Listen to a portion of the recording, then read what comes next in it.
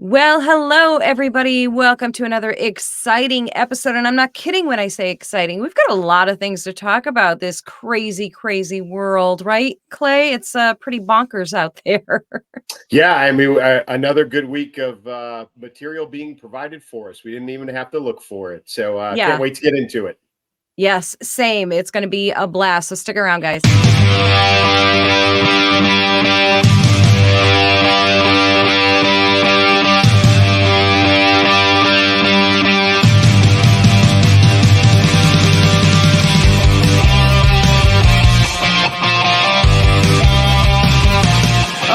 My goodness. So, we're professionals here and we have our topics planned out pretty much. Usually we know what we're going to talk about. And then they throw us a curveball Yep. and they have something pretty crazy happen. And so we're going to kind of talk about that first very briefly, and then we'll move into our topics. But let's talk about it. Kevin McCarthy, he is out of here, and pretty unceremoniously. Well, I guess ceremoniously. Yeah, I think processorally, I think it's probably the right term. Yeah, I mean, that's perfect. Yeah, I mean, Matt Gaetz did procedurally what you would do, right? He said he was going to do it. It wasn't a shock that it came today. Up front, not a guy with not necessarily a stellar reputation himself, Mr. Representative Matt Gaetz. And then offers up I don't know. It's not a motion. What is it? He offered up, he wanted a vote, whatever. He called for a vote. It's almost like a Star Wars movie, the vote of no confidence in the speaker.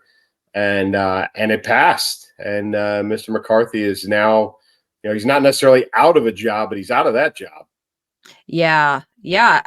It's a little bit, it's stunning and it's not stunning, right? And people always capture the best pictures. This is him, and that's about how it's pretty much how he's feeling right now, I'm thinking. I mean, based on everything, and like I say, there's going to be so much to talk about this, and we'll save it for another episode when we find out next steps, and because this is unprecedented. This has never happened, and it's made the first for everything category. But he has not had a lot of popularity. I mean, he got in by the skin of his teeth. No one's been very happy with him, and I agree with you. Gaetz is he's an interesting figure for sure. He can make enemies pretty quickly, but like you said too, he said what he was going to do, and he did what he said. So something to be said for that. Yeah, it'll be interesting because of the chaos in the aftermath. I mean, like you said, unprecedented. So now they've got to install a new speaker, so they'll have to go through that entire process, right? Which is going to take, a vote. And it's not like, when speakers traditionally turn over, it's because there's been a turnover in majority of the House, or somebody has announced that they're retiring, which again is even, is rare in and of itself. So there's preparation. There's people know it's coming. They know who at least is, the targeted next speaker. McCarthy was in this crowd when Pelosi, moved out and the Democrats lost the majority. Right. So, this is out of the blue. So if it's not McCarthy, then who is it? And to be honest with you, I don't have a clue. I really don't. I don't either. Yeah. Yeah, I took to the good old rumor mill there over on X, formerly Twitter, and just to take a glance to see who everybody was throwing out there, and I saw J.D. Rucker threw out Alan West's name. Of course, you got your large handful throwing Trump's name out there, and who the heck knows? Who the heck? I don't expect it would be Trump by any means, but it can't be unless he's going to get elected to a seat. As a representative. And you know what? And just very quickly, I kind of actually forgot about until right this second. That's another thing. not really even worth talking about other than just mentioning, but Supreme Court dismissed the whole, or won't even consider the whole notion of disqualifying him. So that's but there's so many suits and motions. I mean, I don't even that's why it's barely even worth mentioning, but mentioning it anyway for those who care, for those who are keeping score. Yeah. And somebody is. There's definitely somebody keeping score. Somebody is. And bully for them, and I thank them for doing that, because then I'll just use their information. Yeah. It'll be interesting to see whose name gets thrown out there, though, and who really becomes the front runner. You know, is it going to be a new blood, junior, younger? Is it going to be an old hat? Who's it going to be? And I think it's going to matter. But I think it's very indicative of this entire, not just the administration, but the direction that the Capitol is going as a whole. Is it's just complete and utter chaos on a daily basis. Yeah. Every time you think it can't get worse, it does.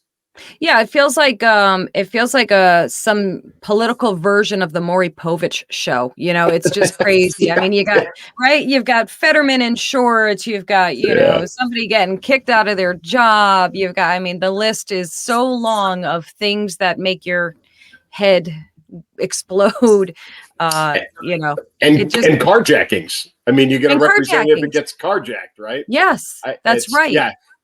This is like, Days of Our Lives, Washington, D.C. version. I mean, like sands through the hourglass, so are the days of our politicians' lives. As soon as we have a twin marrying his own twin, with a brain transplant and that kind of, then this will really hit home. But it is very soap opera-ish. It really is. It really is. It really is. They couldn't have scripted this better if they tried, because it just we're all I wish we could just sit back with our popcorn and enjoy the show, but unfortunately we're all profoundly affected by all of their shenanigans. So that's the damn shame of it. But speaking of damn shames, we'll move into our next topic. Now, I feel a little guilty about this one, because I feel like we keep picking on your Chicago. This is not the first time. Yeah. Self-inflicted wound, right? And that's exactly what this is a self-inflicted wound. And I do have tons of friends and family, back in the greater Chicagoland area. I do still have some great friends and close connections that work in CPD, Chicago Police Department, and our first responders in the greater Chicagoland area. And I hear stuff every single day. I kid you not, every day. It's, hey, this is my district, or hey, this is my whatever. This is going on, and it's a new film clip. And it's a lot of it, I hate to say it, is literally people driving by with their phone out the window of their own car. This isn't stuff they're pulling off the news, off of TikTok, off of Instagram. This is like sent direct to me, filmed from their own personal device, and it's stuff that you just can't make up. Oof. Yeah, it's pretty bad. And if you don't know where we're going with this by the caption, if you don't know, O'Hare International Airport is essentially sheltering, well, not essentially, literally sheltering hundreds of illegal immigrants. I think it said mostly from Venezuela, if that matters or not, because they don't have a facility or any place to put them. So they're just piling up there. And I guess they're in a shuttle bus center. They're sleeping on cardboard, and they're using the airport bathrooms for all of their needs. Now, the last I checked, airport bathrooms don't have showers. So, there's a lot of layers here. One, just the horror of it, really. Just the idea of people being cattled into and crammed into a small space, a relatively small space for the numbers. You have the health and safety issues. There's a lot here. And talking about, this is yet another city, another Democrat-run city that's doing the whole open arms, come to us. Oh, we need federal help now because we can't handle it. So somebody help us. We don't know what to do. And that's what's going on. It's awful. And it gets worse than that. The O'Hare thing is very blatant. It's out there. It's being covered. But it's worse than that. Again, friends, close ties to, Chicago area police department, Chicago police department itself. I have heard stories of,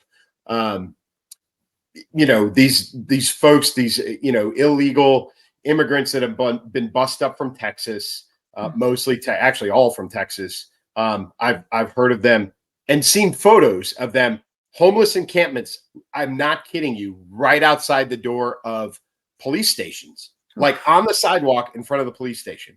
I've heard stories of illegal immigrants ODing inside of police stations, like in police station bathrooms. So they're, like you said, at O'Hare, it doesn't, there's no facilities or limited facilities. You got people living in tents on the sidewalk in front of a police station. They walk into the police station, use the bathroom, shoot up, overdose in a police station. Like, that's how out of hand this is getting so very, very quickly. And it's really, Chicago is I hate to say turning into the next San Francisco, but that's the direction that it's going, and I know we're starting to see some turns, right? New York, the governor of New York, a turn. I don't know if you heard this one. President Bill Clinton said this is a non-starter. They have to start earning their way. They have to start paying taxes. They have to get jobs. Bill Clinton, I mean, the biggest name you and I talked about, name recognition. That's huge. For him, it's to turn on the party itself and really the direction the party is going, about open borders and bring them all in and we're going to house them. But you're starting to see the backlash even within the Democratic Party, where everybody is finally coming to the same conclusion that most of us saw coming. Right. That we can't, as a nation and as individual cities and states, can't handle the influx. It's the infrastructure's not there. The funding's not there. It's just a horrible, horrible idea. And truthfully, the plan from the governor of Texas worked to a T. Exactly the effect he was trying to get. 100%. That it's a home run. It's a grand slam. It had exactly what he wanted every other state, every other sanctuary city to feel is exactly what's going on. And good for him. He did it. Absolutely. He hit it. Yeah. Absolutely. It had to be done because, as is typical, they don't care about anything that doesn't affect them personally and immediately. And that really was the only way. I mean, because nothing else was working, obviously, not telling them, not asking for it, not the videos, not the, the live stream videos of the border crossings and the filth and the crime and all of the things that were going on. None of that had any effect on, because it didn't affect them, didn't matter to them. And now that it's in their backyard, now they're all begging for help and saying enough is enough. And, it's a damn shame that that's what it takes to make an obvious point. And it, like you said, it has been obvious to the rest of us all along that this is, unsustainable, impractical, and pretty much impossible, along with flat out being unsafe. And uneconomical. I mean, we can go down the list of uns probably for the entire episode of all of the things that why this is a bad idea. And, and you could even go into the hypocrisy of, going all the way back to the COVID mandates and everyone having to be vaccinated and you can't travel, but, we can keep those borders open and let undocumented, unvaccinated people in. So, where's your, balance here? That doesn't make much sense. And it never did to anyone, except for those Democrats. This is it's a great example. It's a single issue microcosm, for lack of a better term, of the coastal blue attitude towards, what's commonly known as the flyover states, right? Everything in middle America doesn't exist. It doesn't matter, because if it doesn't happen on the coasts, then they don't pay attention to it, whether it was New York, or obviously the entire West Coast. And because it didn't affect them, right? So really, it wasn't a real thing. So this is same exact thing, right? It was only happening in Texas. It was maybe touching a little bit New Mexico, Arizona. Southern California, it wasn't really a big deal, but it was really hitting Texas hard, and they shared the wealth. And now it's relevant, right? It's not a Texas problem anymore. It's not a flyover state problem anymore. It's a national problem, and it's hitting everyone. And it's hitting everyone who never expected it to happen. New York, thousands of miles away from the border, Boston, you're hearing it all over the place. And it's over the place. Yeah, it's a reality slap. And, as a matter of fact, there are, several other cities, including Boston. There was a few others too. They all rejected the whole airport sheltering. They said, absolutely not. And Chicago said, no, sure, we can do that. That'll work. Clearly not. One of my, you made me remember back around this time last year when I think it was Governor Abbott and DeSantis both pulled a couple hilarious fast ones. I think DeSantis sent a whole gaggle of them over to Martha's Vineyard. Remember that? What I wouldn't give for the migrants. Oh, I don't even know where to begin. I'm sorry. What? They're here on the island, like now. Oh, well, I wouldn't give my home. That's ridiculous. That's ridiculous. We need to find somewhere to send them because they can't stay here. Just can't. There's no room here. There's nowhere for them to stay. We can barely accommodate ourselves, let alone extra. Sure do. Lasted a whole 48 hours before they got them booted right off. They booted them like McCarthy. And who was it? Was it Abbott who sent him over to Kamala Harris's house? I can't remember who sent him over, but one of them did. Well, one of them did. Yeah, I don't remember which one it was. But yeah, same thing. Yeah, you put it on somebody's doorstep and they're going to notice. Yeah. And that was, absolute intent and absolute intent achieved. So good for them. Right. Yeah, absolutely. And, and I'll state the obvious because somebody's going to jump in and say, you guys are so callous. You're so uncaring. No, it's the exact opposite. It's because we care enough to want these people to be treated better and treated justly, as well as the people who live here and not have our people burdened by things that we can't handle. These are unsafe situations, not only for Americans, but for these people. You have minors and elderly people that are part of these illegal migrations. They are completely unprotected in every possible way and unsafe. Yep. We already know about the child trafficking and all that's going on with that. This is just another way for these things to happen to these people because they're not protected. They're not documented. They're just here, And this is not political asylum. In the hundreds of thousands, this is not political asylum. Don't let anybody get it sideways. These are people who are moving here, whether, they just want to, whether they are looking for a better life, whether they're being paid to. We could go down that road. Whatever it is, this has nothing to do or very, very little to do in the masses of political asylum or safety. It's not in the hundreds of thousands. If you're in the thousands, the 4 digits maybe across all of Central and South America, okay, right. I get it. But in these numbers, it's not political asylum. That has nothing to do with it. You'll never convince me that that's what it is. Because if it was, you'd have governments collapsing. All of these nations that they're coming from, all of them would be collapsing if this was really about political persecution and these people fleeing for their safety and all those things. Those countries it wouldn't just be a bad economy in Venezuela. It would be much, much more than that. And it would be rampant across all of Central and South America. And that's not going on. So I don't buy it. No, I don't either. I think they're coming because simply they can, and they know a free ride, when they see one.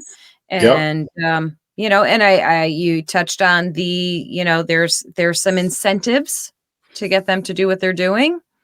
And all of those things, there's a lot of layers here, and none of it is as simple as, but the only end answer or the end result to it is it's bad. It's bad for everyone. So everybody. Yeah, for sure. Even, Yep. and you touched on it too. Even those people that do come across and get put on a bus and get shipped up to O'Hare, they're living in unsafe and unsanitary conditions. Period. Right? They haven't moved for the better. This has not, maybe the only difference is now they are living inside versus outside in a camp, sitting on the border between Mexico and Texas. That's it. That's the improvement of their life. But in the meantime, this is not good for anybody, including those people that have come across the border. It's awful. It's really, honestly, I think it's inhumane. I think it's cruel. And I know people are going to say, well, they chose to come over here. Well, I agree, but they're still human beings, worthy of dignity and respect. And the only way that can be done is if things are done the right way. Simple as correct. that. So Clay, you and I we could run the country. Everything is pretty simple, really. No. I mean, it's just all comes down to common sense. Could we? Yes. Could we? Yes. I think with the help of a somewhat decent Congress, I think we could. Would I want to? I've never shied away from saying no to that job. Even jokingly, people have said it before. Don't you want to run for office? I absolutely do not. I don't. Same. It's no desire whatsoever. Yeah, no, I don't envy the position at all for anyone. I wouldn't want it either. I don't. It's public office has never appealed to me. I've been teased that I should run as well but not because of my brains, because of my Kamala impersonations. So, it's not really double. Yeah, I know, right? So it's not really the pat on the back that I would like for it to be, but same. I remember talking to somebody one time about So I'm a big fan of who Mike Rowe is. He's the Dirty Jobs guy. Gosh, he's just such a all around likable guy. Super smart. He has the right attitude and right, in my opinion, everything. And I remember at one point saying, geez, why can't someone like Mike Rowe run for president or anyone similar, just middle of the road, loves America, but is just really balanced about everything. I think everything that he says. And, and the answer somebody said, well, it's because normal people don't want that job. They don't want to run for office. Right. They don't want that position. And I think that's absolutely true. Your average American you do have to be a very certain type of person to want to be able to do that. And it does come with qualities that are not exactly appealing either, Oh yeah. No, the work environment is, in my opinion, from, at least my assessment is atrocious, truthfully. Yeah. I mean, I've been around enough politicians up close and personal to see the personalities that are in those jobs. And I can't imagine working around those personalities every day. Well, I mean, they only work like 100 days a year, but to be around them all the time and to be in that environment and that atmosphere all the time, I would be the most irritable SOB that anybody in the world would ever want to be around, just from the osmosis of it all. I mean, it would just be, just ruin your day every day you get up just to be around that environment, that atmosphere. No thanks. So would being there make you so disgusted and not want to be there so badly that, I don't know, you would maybe pull a fire alarm to get out of there? Yes. I would pull it 10 times a day. I think Jamal Bowman, Democrat from New York, when the continuing resolution bill hit everybody's desk on Saturday, the assumption or the feeling from a number of folks was that the Republicans were trying to push it through because they were running out of time. So there wasn't enough time to review the 70-page bill. So his solution to this, to buy time, was to, walk from his office out into the hallway and pull the fire alarm. Let's just show that picture one more time. Yeah. You can see him caught red-handed. At first, there was an explanation that he thought it was the button for a door. It was a locking button of some kind that he felt he needed to push. to allow him to move through doors that he clearly had never moved through before, from his office to the floor, whatever. That was the first explanation. That went out the window right away. And then there was he was in a panic. He was in a rush. He wasn't thinking. He just wanted to go vote so badly. Yeah, so he badly. Was in such a hurry. Yeah. And it's all garbage. I mean, he's of course getting support from the crazy ladies on The View, I know him. I don't know if you saw this. I know him, and I know that he would never do something that malicious. Sure he would. You know who else does that? Seniors in high school on a spring day when they don't want to be in school anymore. They pull the fire alarm. Happened at my high school when I was a senior 4 times in one afternoon, right? Just didn't want to be there. Kids kept pulling it. And you know what happens? The fire department shows up because it's not a drill, right? They respond. And similarly, the same thing happened. I don't know if the fire department actually showed up at the Capitol building, but I know the Capitol Police were involved. I know there was an immediate investigation begun to figure out what happened, who did it, and why. But now you've stressed out all of those first responders. You know that they probably had to clear the building, or at least begin to clear the building before they determined that it was safe to stay, right? You got staffers in there. You got all those people that you just put through, an unnecessary stress over what turned out to be nothing. And I say that because every single Democrat except one supported the continuing resolution. So him pulling the fire alarm to buy more time meant absolutely zero, nothing. It was a stunt. It was total bullshit, irresponsible, and he needs to be held accountable. Yeah, and by the way, it's a felony charge if that goes forward. Now, do we think it'll go forward? I mean, we couldn't find out who brought cocaine into the White House.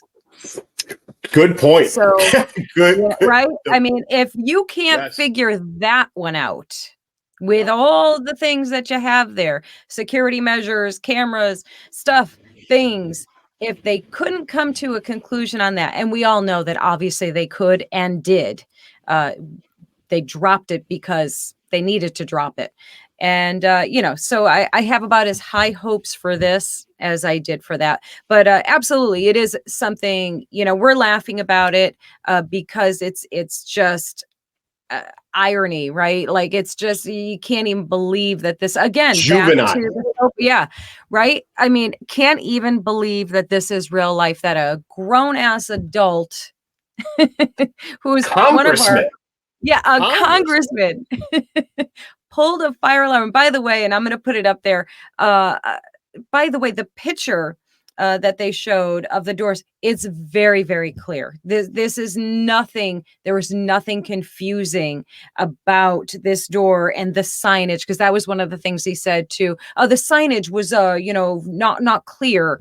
I mean, we've all been seeing fire alarm, those little red boxes, pretty much our whole lives. So I feel like we all know what that is. Yeah, it was juvenile. I think, the people from his district deserve better, but you get what you pay for, right? They put him in office, they voted him in, so you get what you pay for.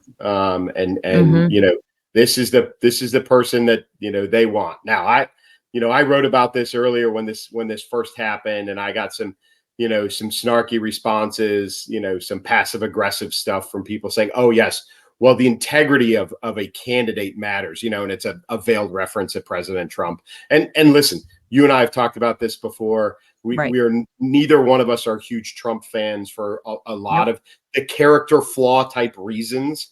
So I'm not defending him, and at the same time, I absolutely am not defending Jamal Brown for the same reasons. This is a character flaw as a person. Has nothing to do with his political motivations, has nothing to do with anything else. It was a weak attempt to delay something that he was unprepared to vote on. I don't know if he really felt that pressured. I don't know if it was an excuse. I don't know if it was stress made up in his mind, but his reaction to it as an elected official was weak sauce. Just weak. Terrible. Yeah, absolutely. And I tell you, you touched on something that is like one of the biggest bones of contention with me these days, and it's that whole "yeah, but Trump" thing Yes. for every single thing, if you point out, it's not just say, if you point out a factual occurrence, a thing that a Democrat or a liberal or anyone on the left does or did, their immediate response is, well, yeah, but Trump, blah, blah, blah, whatever they want to fill in the rest of the blank with. And I'll tell you, it actually it enrages me because it is so stupid, first of all. So you're basically saying that, okay, we're going to allow and excuse and justify this person's bad behavior because this person's bad behavior. I mean, that is literally the stupidest thing I've ever heard. I mean, that's like the only I can think of, it reminds me of the whole, like, if your friends jumped off a bridge, would you jump off too? Like, I mean, really, how are you justified? Bad behavior is bad behavior, period. And, and the second part of that message is also piggybacks on what you just said. Stop assuming that I'm a Trumpster, I'm a Trumplican, all those things. I mean, I don't care if you assume whatever the hell you want, but you're assuming wrongly. And you know what they say about when you assume, it makes we all know the saying. But yeah, it's obnoxious, it's petty, and it's childish, and it's because you don't have a response. It's because you don't have any type of actual comeback or explanation or real justification for bad behavior, and they need to suck it. Yeah, it's a weak argument, like you said. It's non-substantive. There's no substance to the argument of yeah, but Trump. It holds there's no backing there. It holds no weight. And then the associated or association that every single conservative is a Trump supporter. I understand it. We've said it. His base is big and it's deep and it's very, very loyal, right? But that's not everybody. And just because you are a conservative doesn't mean you're a Trump fan. I mean, I'm not going to say really what it's a stereotype is what it is. It's profiling. Let's turn the tables a little bit. It's profiling, right? And we've all come to the conclusion that even though profiling actually works, and every cop will tell you, and every military guy will tell you that profiling works. Like, we nabbed a lot of terrorists that way. And I know that your husband is a law enforcement guy, right? There's a lot of criminals that get caught because of profiling, because it works.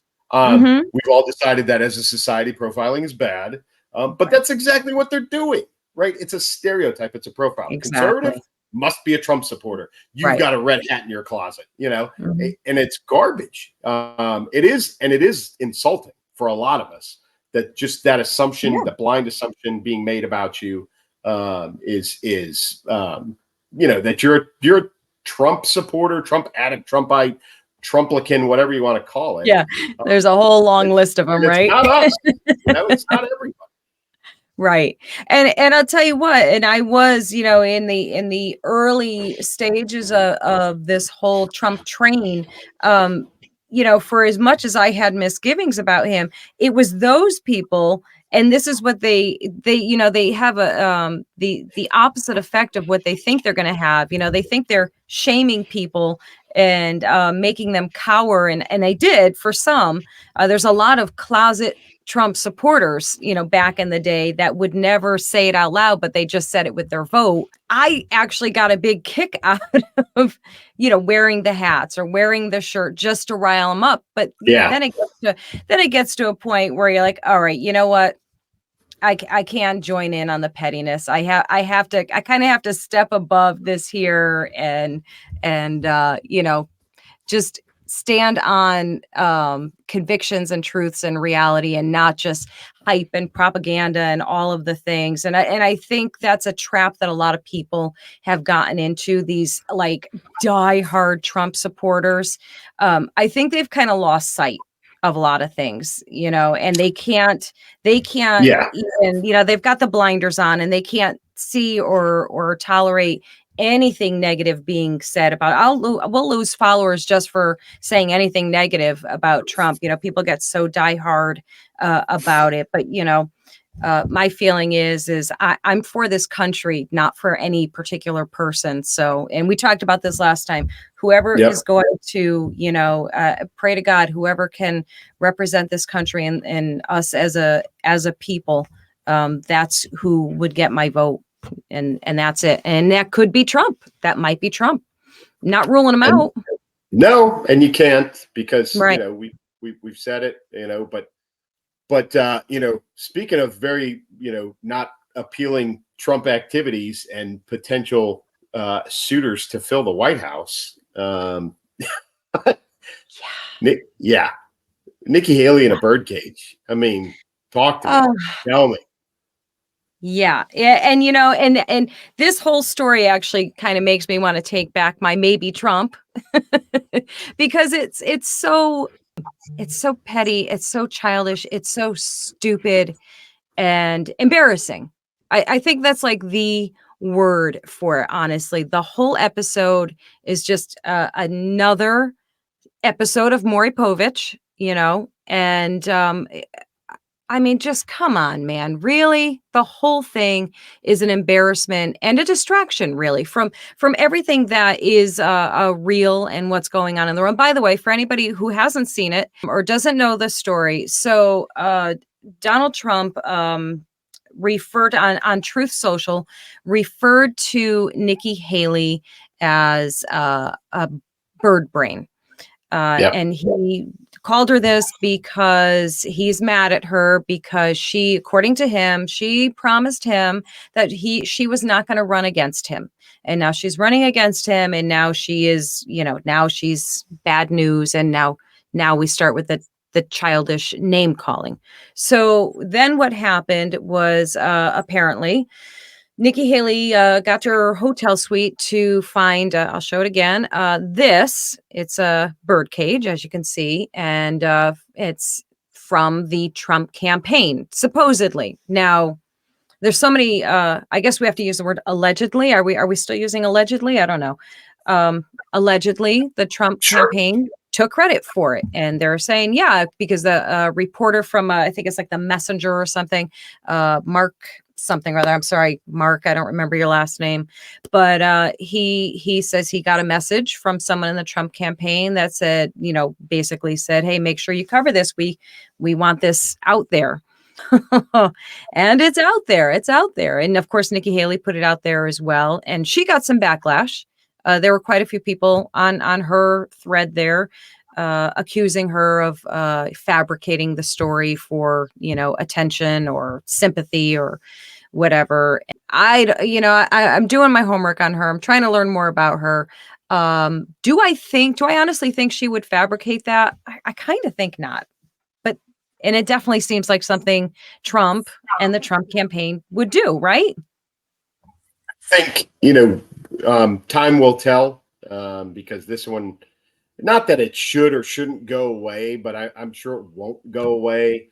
What'll come out very quickly is if it is or has been fabricated, there'll be some confirmation or denial that'll happen in the next, 72 hours or so, because then it will, move its way out of the news cycle. It will go away, but we'll get some resolution, I think, shortly. I have a hard time believing that, that anyone from her campaign would fabricate something like this. And oh, by the way, Chris Christie, whiffed on the whole Donald Duck thing, right? We all, and he's become a laughing stock because of it. Yes. His face has become a meme. No one up here is going to call you Donald Trump anymore. We're going to call you Donald Duck. All right. And it's that old, he's got that weird look on his face. And that guy. President Trump went after him and said, listen, anybody who would come up with this nickname shouldn't even be running for president. And then he turns around and he calls, Nikki Haley a bird brain. Very unoriginal. And truthfully, just weak. I don't like the name calling. I think it's beneath, our national level leadership, but he used to be at least pretty good at it. Right. Bird brain's not in his top 10. She's, name calling efforts. Yeah. The woman is anything but a bird brain. And, and didn't he appoint her to a UN ambassador? I mean, so come on. So you're saying, you're essentially saying, I'm so stupid that I would put a bird brain in a position of power and authority and representation of the United States. So that's, it really is a reflection on him in many ways, saying something so absurd. And she's obviously an extremely bright woman, and it's just embarrassing. It's just an embarrassing thing. And foolish. And really, in my opinion, I think what it does is I think he tipped his hat. I think he just showed that he sees her as a true threat. Because why else would he even waste his time? Why? And especially if she's somebody that could have, potentially, if he were to get the nomination, potentially be a running mate. I mean, because if that were the case, that's somebody I would probably, maybe, it's too soon for me, could see. We'll put it that way. Could see as a running mate for VP. And, who knows? They all manage to forgive each other very quickly. Look at Kamala Harris and Biden, Yeah, exactly right. You're exactly right. I mean, this could be any one of a number of things, from 100% false to 100% true, and then become 100% irrelevant in equally, quick amount of time. If it turns out that President Trump does get the nomination from the Republican Party, for him to turn around and go, "Ha ha, bird brain, just kidding." How do you want to be my vice president? Yeah, totally plausible. And wouldn't surprise me even a little bit if that happened. Same. But I think you're right in saying that this is a little bit of an acknowledgement that she is a viable candidate. And I think I think I'm a little bit more of a Nikki Haley fan than you are. But I think, I think she is and I think President Trump just acknowledged that she is a viable contender. To at least, maybe when it gets down to the last 2 or 3, it would be him, her, and somebody else. DeSantis probably, at the end game. But for sure, I think he's at least acknowledged that she is someone that he is keeping tabs on, and is even maybe a little bit concerned about. Yeah, there's I don't have the numbers in front of you, but there's some polls that put her I mean, obviously no one's actually near Trump. It's kind of been between DeSantis and Nikki, and some polls have her ahead of DeSantis, and of course a poll that's backed by the DeSantis team puts him up higher. Surprise. I mean, so it's really hard to go by any of those things. We know that they have not had the best track record, especially when it comes to anything to do with Trump.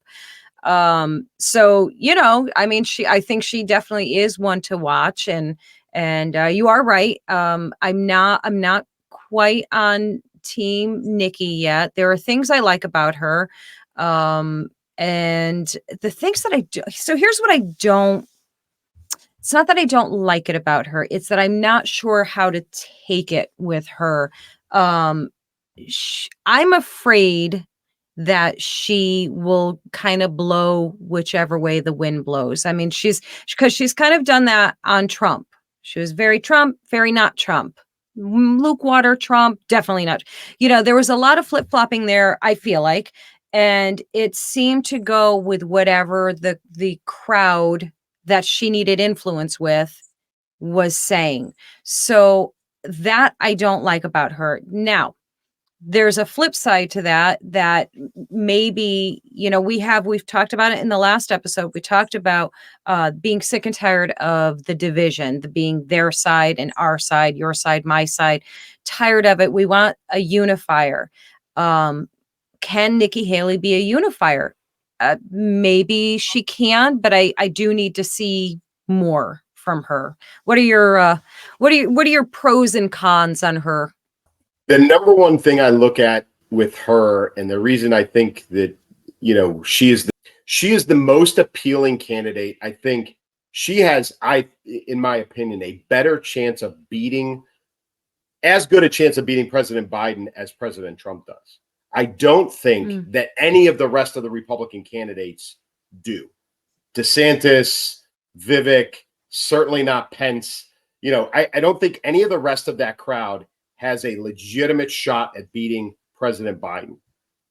I think she does. And for a number of reasons. One, I think out of the entire Republican, field that exists right now, she's the only actual diplomat, right? There's a difference between being a politician and being a diplomat. And being the president requires diplomacy. You have a Secretary of State that does diplomacy for you. You have other, cabinet members that do that. But you as the president are a diplomat and have diplomatic responsibilities. Her experience as the ambassador to the UN provided that diplomatic experience.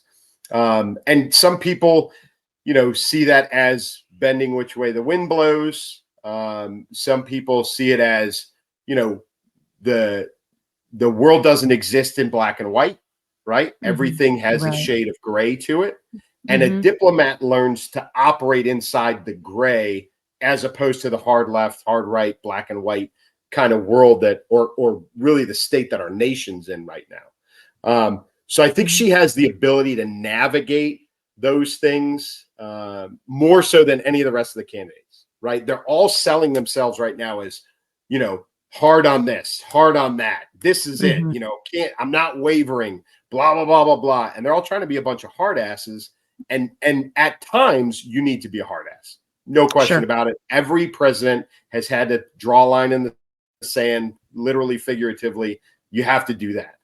But 99% of the time, that's not the requirement. The requirement is somewhere in the gray. And I think she has the capability and the experience to do that. And the other candidates just don't. I think she'll be better for the country, but I think she's more electable than Vivek, than Scott, than Pence, than any of the rest of them, because she's going to appeal to a wider base. And she's going to get a higher percentage female vote. She is of Indian descent, right? She is an ethnic minority, right? So that plays into it too. Because listen, let's be honest, there are people that will vote that. Yes, absolutely. Line. No question. We know that for certain. That it's not speculation. People will vote that way, right? And so she draws those votes in, and those are a lot of people. There are a lot of people in those demographics that are never Trumpers, right? They just will not do it. So I think that's why I sit with her as a Republican candidate. I think she's the most viable, the most electable, outside of President Trump, the only one that has the ability to beat President Biden, heads up. And that's why I like her, because she is electable. Sure. Yeah, I can see all that. I see great potential for that possibility. So here's my tough part. I have been, as the governor of Florida, I have been a huge DeSantis fan for the whole time. I mean, I would have moved to that state in a second if my husband would just retire. We could have been there already. And I truly, truly loved the idea of him running, but running in 2024. That's what I wanted to see. I wanted him to stay in Florida longer. I felt like it would be a much better situation all around. And, so there's still part of me that has that DeSantis love.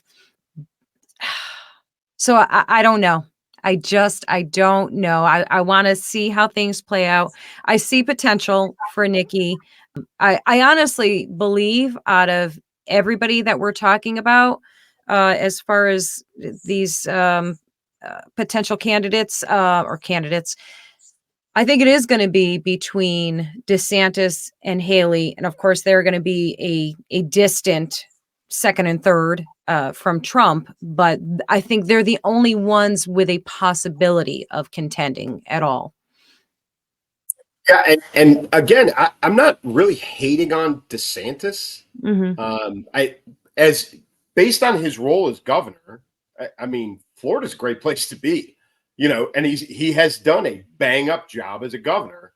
Unfortunately, that doesn't always translate to being president. Sure. It doesn't, right? And I know that people are going to turn around and go, well, Ronald Reagan and Bill Clinton, and there's plenty of examples where governors could make that leap. Mm-hmm. But those days are not these days, right? The country is in a very different place now than it was 20 years ago, 40 years ago. And I don't think it translates as well from back then to now. Again, bang up job as a governor. Florida's a great place to be. Their economy's awesome. They held out well during COVID.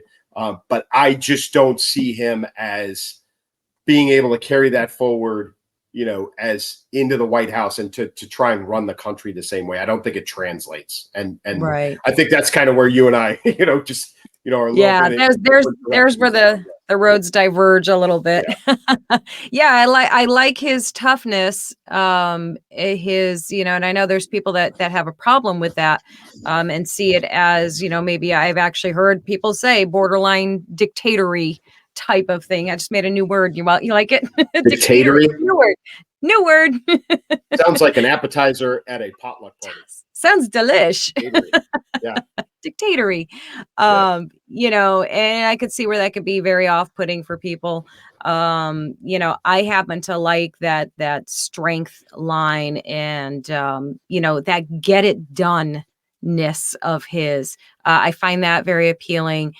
I'd like to I'd like to see maybe a little bit more fire from Nikki, just a little more fire from her. Fair criticism. I don't know. And listen, I'm the first one to say I could be dead wrong on that. She is, like I said, I'm going to give her all her pros. I mean, she is a solid conservative. I don't think she is wishy-washy on that at all. I think there's a lot of things I do like about her. I need to see a little bit more before I get on team Nikki. Put on my hashtag Team Nikki shirt. Yeah, we've only got a year to deal with this. You're going to get money. It's going to happen. I think so. And it's going to change, right? It's going to change so many times, right? It's exhausting in that way. By the time we get to that point, we just have exhaustion from it all. And there's only 3 or 4 more, Trump lawsuits that we've got to deal with, that'll affect all of this. There's, obviously everything going on with Hunter Biden, which is going to, lead. We just had the impeachment inquiry, right? So that's going on. There's a million things that are going to happen between now and next November. But, here's where we stand right now. You've got your favorite. I've got my favorite. And we'll see how the horses run. And, a year from now, one of us, maybe one of us will be right. Maybe not. But that's where we're at right now.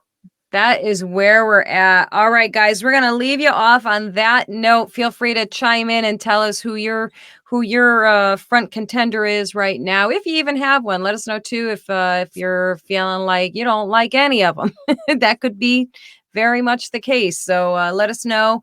And don't forget to hit that subscribe button. We love chatting with you guys. And we will see you all on the next episode. Clay, you want to close it out for us? I as always, a blast. And we don't even ask for topics. They just find their way to our desktops. And here's where we sit. So, we'll be back again doing it next week. And as always, from me, keep moving, keep shooting. Take it easy, guys.